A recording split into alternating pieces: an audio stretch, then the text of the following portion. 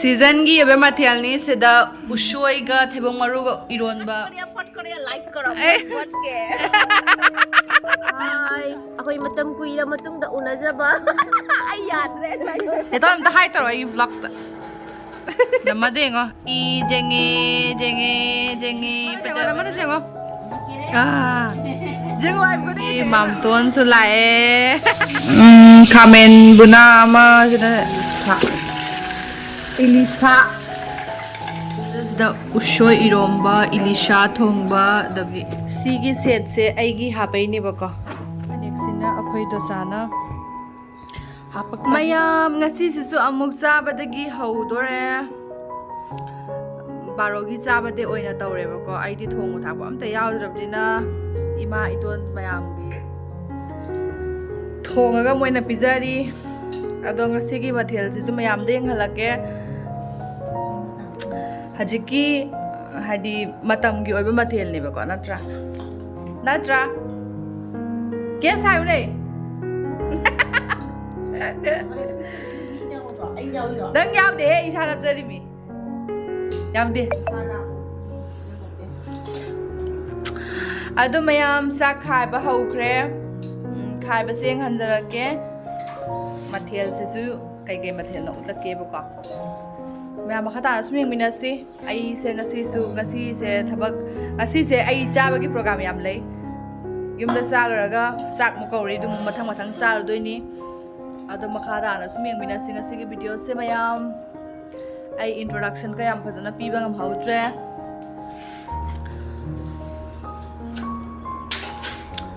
yum lak bai phamsa sa ba gi ne sum pak thura ba gang ne mai je te khara pak pa se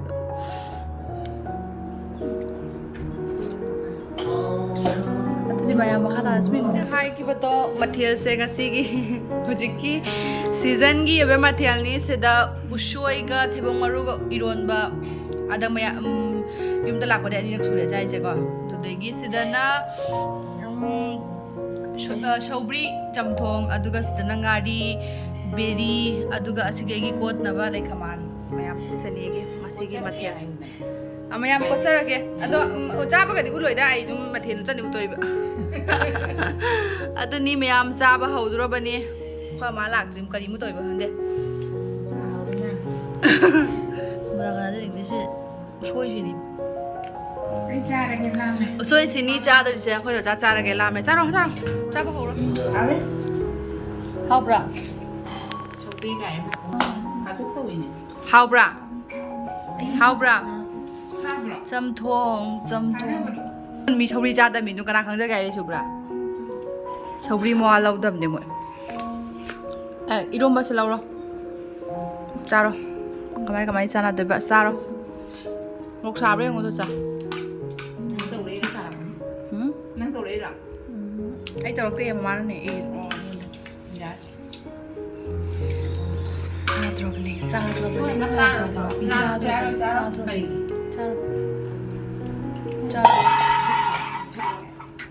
subscribe to me guys talima ai mo to yung ne usitin na ya jago kum da ba ta talime thok am tai kum da ngamoi kum da ba ga ila ka dim thang da ma le loi nang kum da ba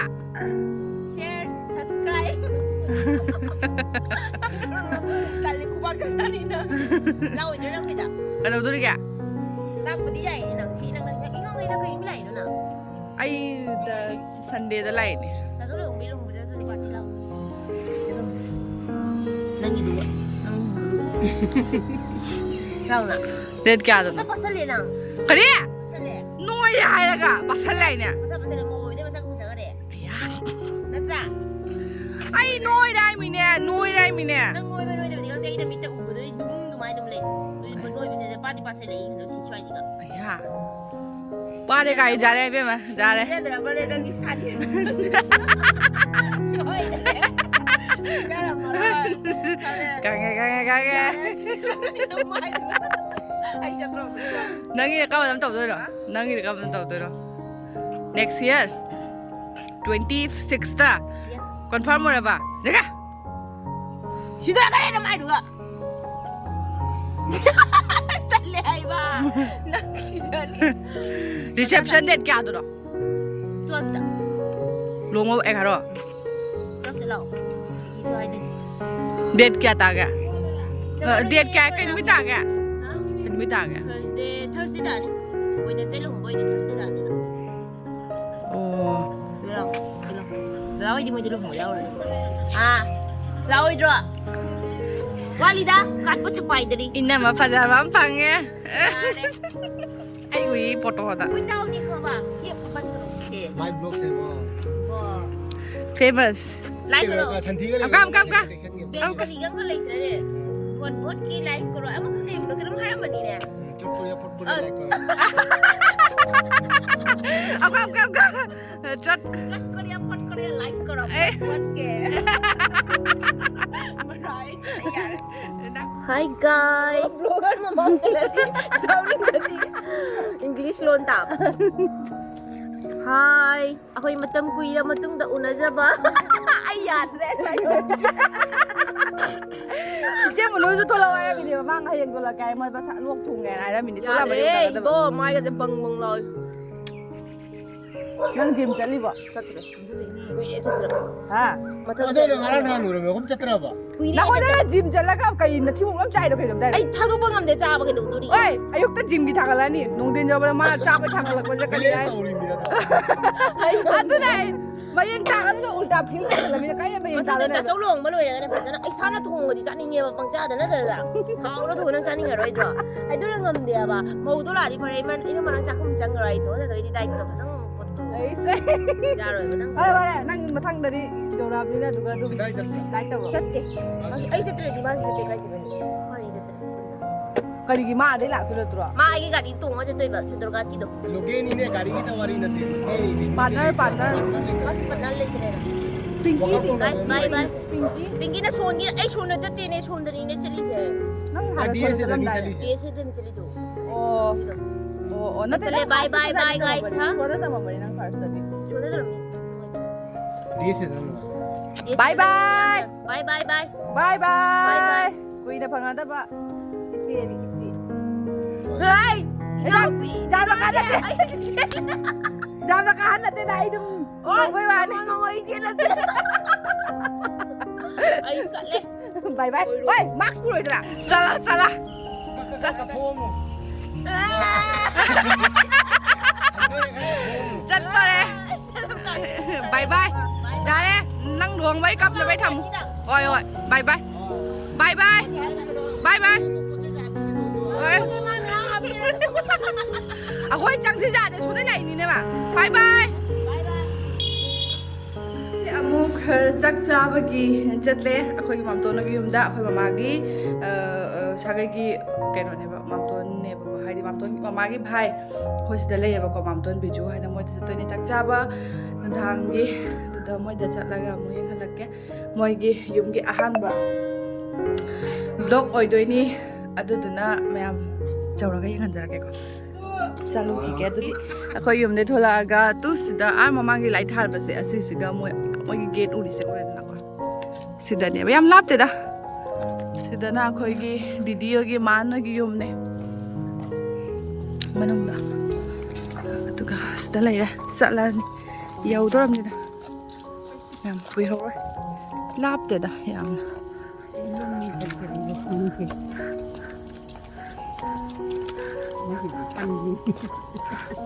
yau re sida lai than ni re da na ko shi ja mam ton gi ma cha ma sam je chuti ma dam pa li ne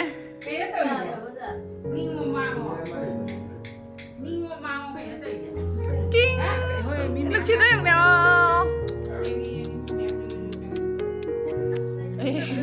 mai mà sam je ka sa ga pu jali di bai je olang ma je ka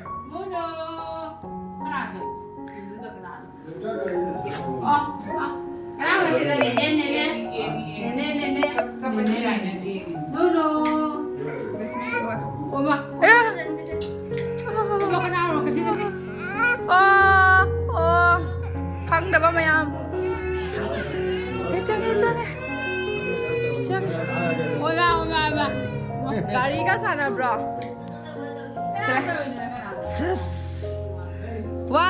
Teton. Ngasi ta lakjari. Pen thau na don. Kai dei to ba ni tharo ama kha gi do lakna mi do Thongi Mathiel thongi ma de ba de putho ko sai ta mi ko da ba ko do to kan thong no ra se kha mo rang ke chi de ne na de iron ba ai prokte dam na ka pujarakte Ito am ta hai taro ai vlog ta vlogger me am jawan ki na ready cái rồi thì mam tuân đi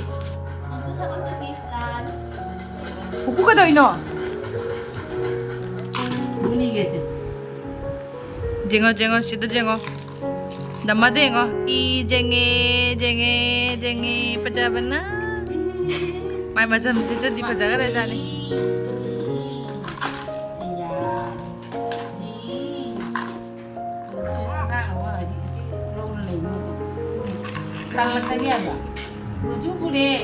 Hay na diri mi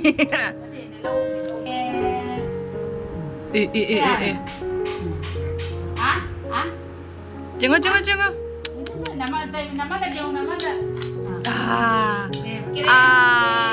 Ih pajaban na Tayo yu tuoi jeng ne Mana jengo Jengo ay ko dingi jengo iba Namana jengo pire apa Oi jangan Maksudnya, nama apa nama ini? Ding Duh cái nắm thale cái nắm thale một lẹ thale Pia jam tau dori me Made jam tau dori ai ba Kamen buna ama sida kai hong le su jang gon ko na puthora gon ga utlage mayam ta ka ma so help tau biri sida neton ha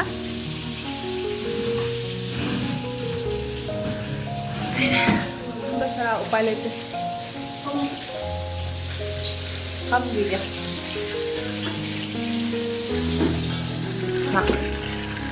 Elisha marang kai na lore Elisha ka usoi ga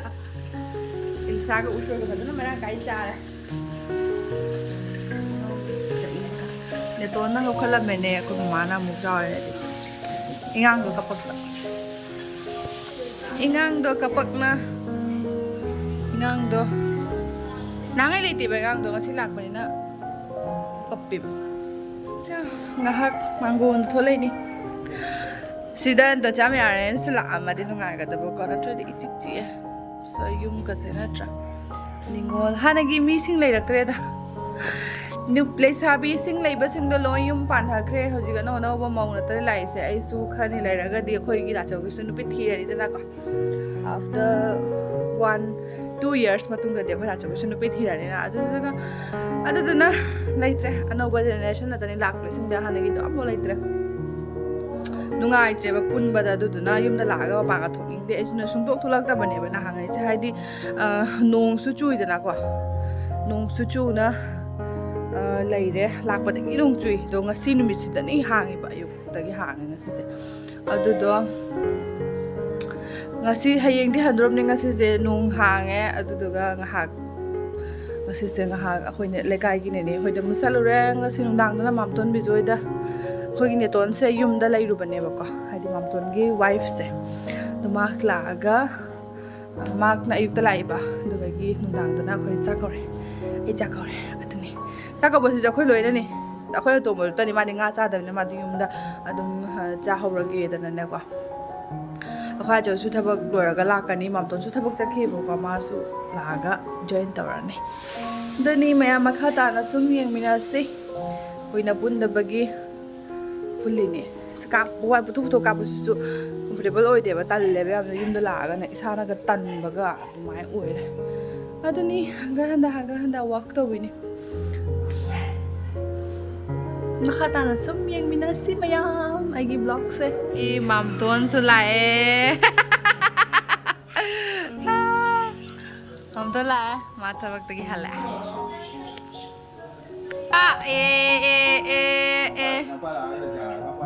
जागरे जा बोलते नकले नकले इस नकले हजिकता नकले गासाइ मक्ता बदो नकले नकले नकले नकले the उशोय eromba इलिशा थोंबा दगी ai जा कौबनिना दुम खंगे साइरेंग थोंबा ai पामे अदना सिनी मथेल सिदना खामेन बरा खामेन तावबा ना कपसेट P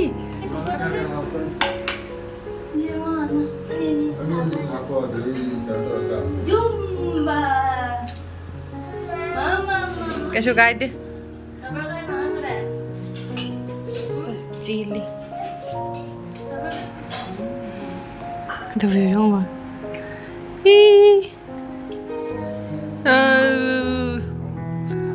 how about the jar jar hala si jar pupu hao bra chage ai em pung su thing ja la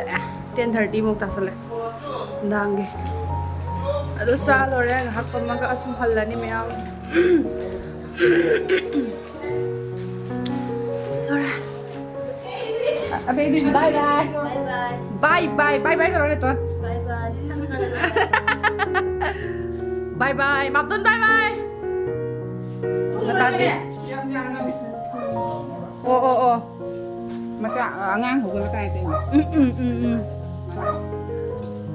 good night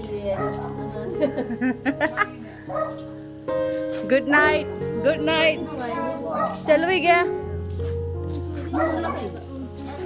वाह पन पुपु ग्रीन इल्ली बा